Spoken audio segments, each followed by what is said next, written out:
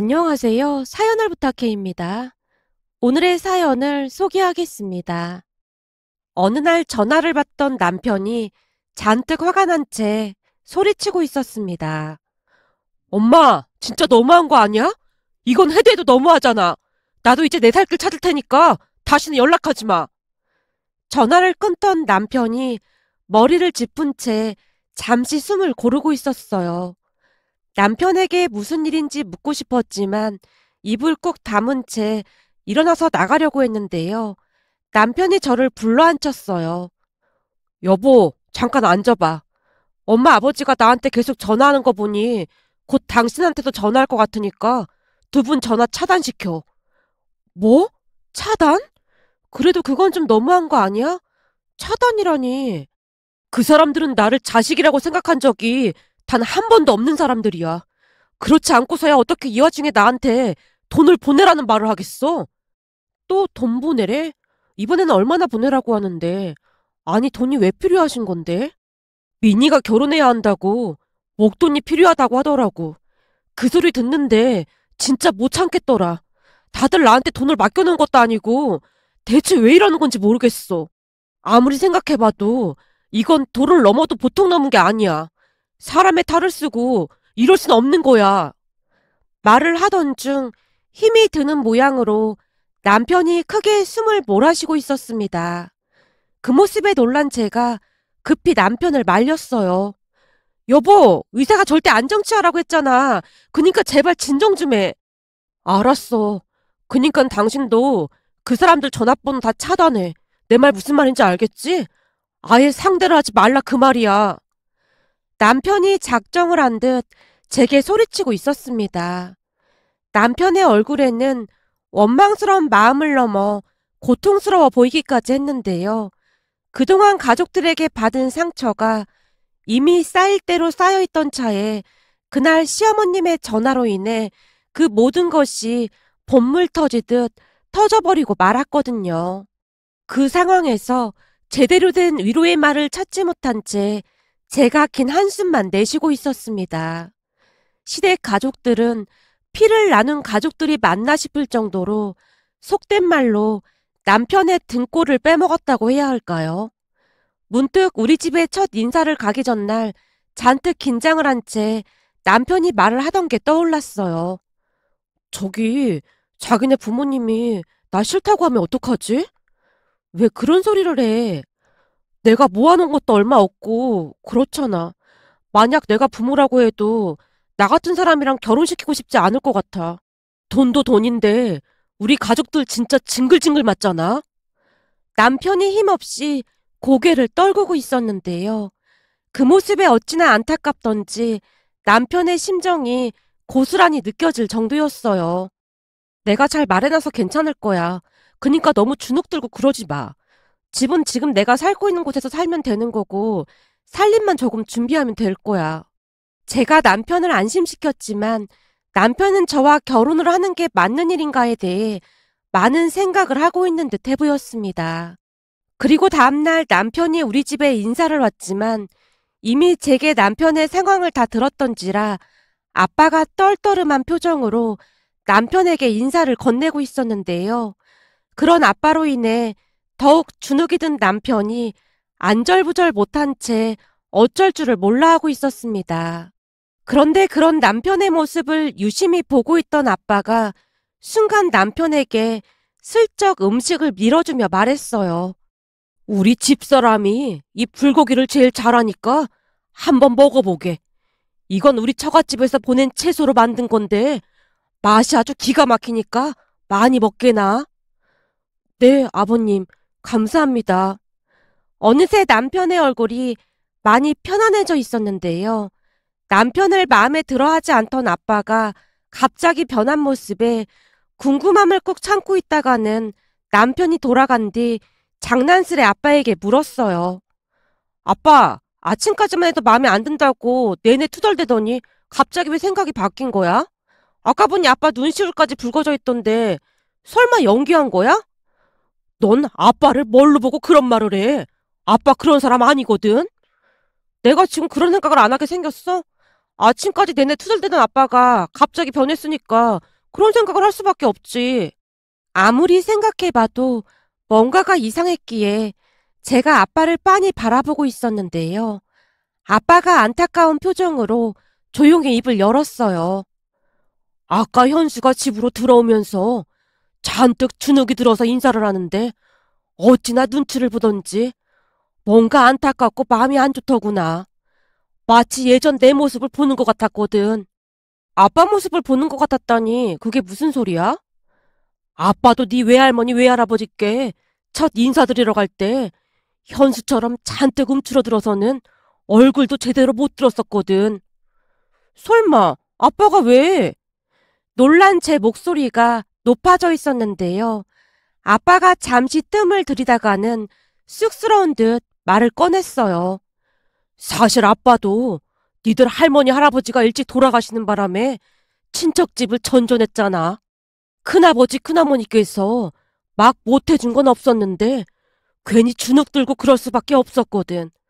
근데 오늘 현수 보니까 그때 내 모습이 겹쳐 보이면서 마음이 짠했어. 어느새 아빠의 눈시울이 붉어져 있었습니다. 그 모습에 저도 울컥하고 말았는데요. 우리에게는 항상 든든한 모습만 보이던 아빠였기에 조금은 놀라기도 했고 그때 그 시절 아빠 홀로 얼마나 힘이 들었을까 하는 생각이 들면서 알 수 없는 슬픔이 밀려왔거든요. 아빠 혼자 많이 힘들었겠네. 우리 아빠 고생 많았어요. 라며 제가 아빠의 등을 토닥이고 있었는데요. 아빠가 쑥스러운 듯 웃으며 대답을 했습니다. 그때는 부모님 두 분 다 돌아가셔서 왠지 눈치가 많이 보였거든. 그래도 정말 다행이었던 게 아빠한테는 할머니가 계셨거든. 우리 할머니가 나를 참 많이 예뻐해 주셨어. 아, 증조 할머니 말하는 거지? 그렇지. 너한테는 증조 할머니가 되겠구나. 그나마 아빠나 할머니 덕분에 외롭진 않았다. 한 번은 크리스마스라고 큰엄마가 사촌형 신발을 하나 사줬는데 나도 새 신발이 너무 갖고 싶어서 사촌형 신발을 한참 바라보고 있었거든. 우리 할머니께서 큰엄마한테 어찌나 소리를 지르시던지 큰엄마가 눈물까지 쏙 뺀 적도 있었거든. 왜? 뭐라고 하셨는데? 사촌형 신발만 사가지고 온 게 할머니 마음에 안 들었던 거겠지. 그날 할머니가 큰엄마한테 있는 대로 화를 내더니만 내 손을 붙들고 신발 가게로 가서 새로 신발을 사주시던 기억이 잊혀지지가 않는구나. 신발을 사고 며칠 뒤 눈이 내려서 마당에 눈이 소복하게 쌓였는데 새 신발을 신고 새하얀 눈을 밟던 기억이 고스란히 남아있거든. 지금도 눈이 쌓인 길을 걷고 있으면 할머니가 너무 보고 싶어. 그때는 그랬어. 그날 처음으로 아빠의 추억 이야기를 들을 수가 있었어요. 문득 아빠의 이야기를 듣다 보니 눈이 올 때마다 아빠가 밖으로 나간 이유를 그제서야 알 수가 있었습니다. 아빠는 유난히도 눈을 좋아했거든요. 한참 동안을 지나간 이야기를 하던 아빠가 제게 궁금한 듯 물었어요. 근데 현수는 부모님이 다 계시다고 했잖아. 그렇지. 부모님이 다 살아계시긴 해. 근데 왜 그렇게 눈치를 보는지 알 수가 없구나. 내가 들어보니 현수 씨 부모님이 여동생이랑 현수 씨를 많이 차별했다나 봐. 여동생이랑 나이 차이도 많이 나다 보니 무조건 현수 씨가 집안을 책임져야 한다는 식으로 말을 했더라고. 거기다 부모님도 장남인 현수 씨한테 다 의지한 채 제대로 일도 안 하고 있다고 하더라고.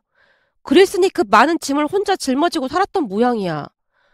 아니 부모가 돼서 어떻게 그럴 수가 있어? 모름지기 부모라면 자식에게 피해는 주지 말고 살아야지. 나도 그 부분이 안타깝더라고. 그래서 현수 씨 가족들 때문에 몇 번 헤어지기도 했었는데 현수 씨만 보면 마음이 아프고 그래서 그게 잘 안 됐어. 나까지 그러면 안 될 것 같아서. 제가 긴 한숨을 내쉬고 있었는데요.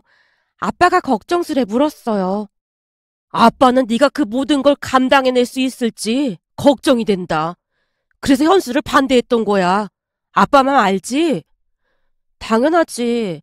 나도 엄청 고민하고 또 고민했으니까.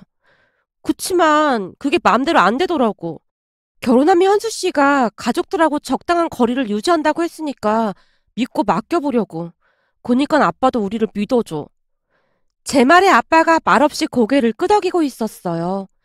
그 뒤부터 아빠는 남편을 좋게 보려고 많은 노력을 했습니다. 사실 남편만 보면 문제될 게 전혀 없었으니까요. 하지만 결혼을 하고 난 뒤 시댁 가족들의 횡포는 말을 할 수가 없을 정도였는데요. 돈을 뜯어내려 수단과 방법을 가리지 않았습니다. 남편의 친부모님이 맞는지 의심하고 또 의심했을 정도였으니까요. 다행히 남편은 그런 시댁 가족들과 거리를 유지하려 애쓰는 모습이었고 저도 나름 잘 지내고 있었어요. 물론 그러는 동안 시부모님과 시누이가 쫓아오기도 했고 말로 다 표현하기도 어려울 정도로 힘들게 한 적이 많았지만 그러한 것은 생략하도록 하겠습니다. 그러던 중 어마어마한 일이 일어났습니다. 우리가 결혼을 한 지 1년이 지난 어느 날 남편 회사에서 건강검진을 받았는데 몸에 이상이 있는 것 같다는 말을 듣게 되었고 급히 정밀검사를 받았는데요. 대장암이라는 진단이 내려졌습니다. 그나마 다행이었던 것은 아직 초기였기에 운이 좋았다고 해야 할까요? 그 뒤 대장암이란 사실을 시댁과 친정에 알린 채 발만 동동 구르고 있었습니다. 혹시나 남편이 잘못되지는 않을까 하는 생각에 몇 날 며칠 밤을 지새우기도 했으니까요. 친정 부모님 또한 혼비백산한 채 하루도 빠짐없이 남편을 보러 병원에 찾아왔을 정도였는데요. 아무 걱정하지 말게나. 요즘 암 초기는 아무것도 아니라고 하잖아. 내 친구 남편도 암 초기였는데 지금 완쾌 돼서 등산도 다니고 아주 건강하게 잘 살고 있다니까. 감사합니다. 그리고 신경 쓰게 해드려서 정말 면목이 없습니다. 면목이 없긴 뭐가 면목이 없어. 그런 생각은 하지도 말고 우선 치료에만 집중하자고. 라며 엄마가 남편의 손을 꼭 잡아줬습니다. 부모님의 배려 덕분에 남편이 몸둘 바를 몰라 했고요. 그런데 문제는 시댁 가족들이었는데요. 남편이 수술을 하고 난 뒤 2번 정도 병문안을 오긴 했지만 병실로 들어서고 얼마 뒤 시어머님이 남편에게 기가 막힌 말을 꺼냈어요. 저기 너도 알다시피 네 동생이 내년에 결혼하잖니. 그래서 말인데 니들이 돈을 좀 보탰으면 좋겠다. 우리가 도와주고 싶은데 우리는 먹고 죽으려고 해도 돈이 없잖니. 시어머님의 말에 남편의 얼굴이 창백하다 못해 백지장이 되어 있었는데요. 아마도 그동안 움켜잡고 있던 가족이라는 동아줄이 뚝 하고 끊겨져 버린 게 아닌가 싶었습니다. 남편이 시어머님을 향해 날선 목소리로 말을 했거든요. 당장 나가! 뭐? 나가라니! 당장 나가라고! 이제 그쪽이랑 난 아무 사이도 아니니까 찾아오지도 말고 없는 사람처럼 살자고. 뭐? 네가 지금 천륜을 끊겠다는 말인 거야? 네가 나한테 어떻게 그런 말 할 수가 있어? 엄마, 아니지. 당신이야말로 암 수술하고 누워있는 아들한테 그게 할 소리야? 굳이 오늘 같은 날 그런 말을 했어야 해? 암 수술 받고 누워있는 아들한테 어떻게 돈 달라는 소리를 할 수가 있어? 나도 지금까지 할 만큼 했으니까 그런 줄 알고 다시는 찾아오지 마. 남편의 목소리에서 분노 그 이상의 무엇인가가 느껴지고 있었는데요. 시어머님은 무엇이 잘못됐는지를 모르겠다는 그런 표정을 지을 뿐이었어요.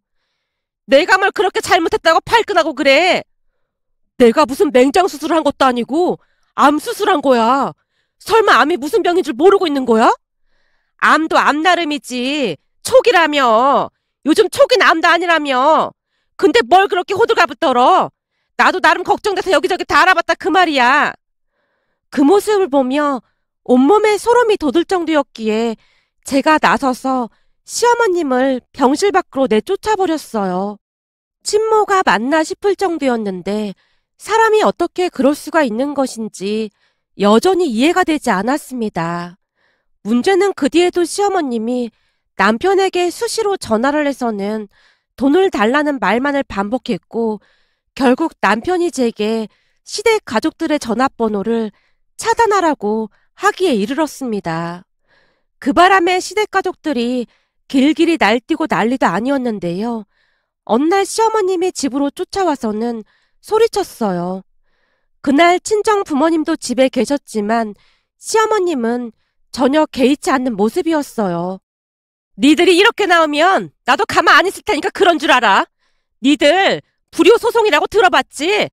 내가 널 지금까지 이렇게 잘 키워줬는데 네가 부모를 부양하지 않고 남을 나라 하겠다고 하니 우리도 그냥 있을 수만 없는 노릇 아니겠어? 내일 당장 변호사 고용해서 불효소송인가 뭔가 그거 진행할 예정이니까 그런 줄 알아. 시어머님이 어찌나 막무가내로 난리를 치고 있던지 아빠가 먼저 입을 열었어요.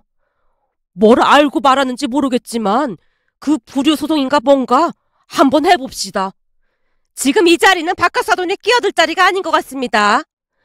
아니 딸이랑 사위면 엄연한 내 자식인데 끼어들 자리가 아니라니요. 사돈이야말로 그만하고 돌아가시죠. 그리고 불효소송인가 뭔가 그거 진행하려면 하시죠. 우리도 내일 바로 변호사 고용할 테니 그리 알고 계시고요. 우리나라에서 제일 비싼 변호사 선임할 생각이니까 사돈도 변호사 잘 선임하셔야 할 겁니다. 아빠가 작정을 한 듯 시어머님에게 쏘아붙이고 있었습니다. 전혀 생각지도 못한 상황이었던 모양으로 시어머님이 씩씩거리며 나가버렸고요. 그렇게 시어머님은 불효소송을 하겠다며 이리저리 알아보러 다닌 모양인데요. 불효소송이 뭔지도 모른 채 우리에게 돈을 받아낼 요량으로 말을 했던 것 같은데 우리가 변호사를 선임하겠다고 하자 곧 꼬리를 내리는 모습이었습니다. 하지만 얼마 가지 않아 또다시 돈을 요구해왔기에 결국 우리는 시댁가족들과 완전히 연을 끊고 살게 되었어요. 그렇지 않고서는 우리가 살 수 없다는 판단을 내렸거든요. 정말 다행이었던 것은 남편의 건강이 놀라울 정도로 좋아져 갔습니다. 사실 남편이 퇴원 후 시댁과 연을 끊고 우리는 친정으로 들어가서 살고 있습니다. 부모님이 남편의 건강관리를 위해 친정으로 들어오라고 했거든요. 친정으로 들어간 뒤로 부모님이 건강에 좋다는 것들을 챙겨주기 시작했고 남편의 건강은 놀라울 정도로 좋아졌습니다. 평소 채소를 싫어하던 남편을 위해 채소 반찬을 정성껏 그리고 맛있게 만들어주셨기에 지금도 남편은 채소를 주식처럼 먹고 있답니다. 그동안 시댁가족들 그 누구도 남편의 건강을 걱정해준 사람이 없었다면 친정 가족들의 생활은 남편 건강 위주로 바뀌어 있었기에 처음에는 어색해서 어쩔 줄을 몰라 하던 남편도 조금씩 바뀌어 갔는데요. 이서방, 이 양배추에 쌈 싸서 먹어보게. 이 양배추가 잘만 먹으면 보약이라고 하더구만. 감사합니다, 어머님. 제가 이런 대접을 받아도 되는지 모르겠습니다. 모르긴 뭘 몰라. 당연히 이런 대접을 받아도 되는 사람이지.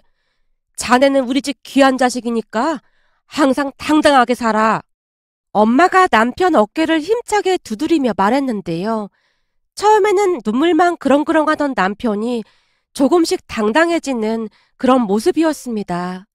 남편은 수술하고 난 뒤 바로 회사를 그만뒀기에 부모님이 운영하던 식당에서 카운터 일을 보며 잘 지내고 있습니다.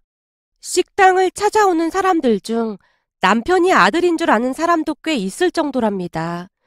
그리고 시댁가족들과는 완전히 연락을 끊은 채 살고 있는데요. 한동안은 식당까지 찾아와서 난동을 부려대기도 했지만 아빠가 큰맘 먹고 업무 방해죄로 경찰에 신고까지 하고 나서야 비로소 조용해졌습니다. 그 뒤로 다시는 찾아오지 않고 있거든요. 남편이 암수술을 받은 지 10년이 넘어가고 있지만 지금도 그 누구보다도 건강한 삶을 살고 있답니다. 다만 정기검진을 잊지 않고 받고 있는데요. 아주 건강하다는 의사의 말을 듣고 병원을 나서면서 옛날 일들이 떠올라 이렇게 글 남겨봅니다. 세상을 살다 보니 남보다 못한 가족도 있더라고요. 도대체 우리 남편에게 왜 그랬는지 지금도 이해가 되질 않는답니다. 이 자리를 빌어 우리 남편을 자식 이상으로 여기며 사랑해주신 부모님께 다시 한번 감사 인사 드리고 싶습니다. 오늘의 사연은 여기까지였습니다. 즐겁게 보셨다면 구독, 좋아요 부탁드립니다. 고맙습니다.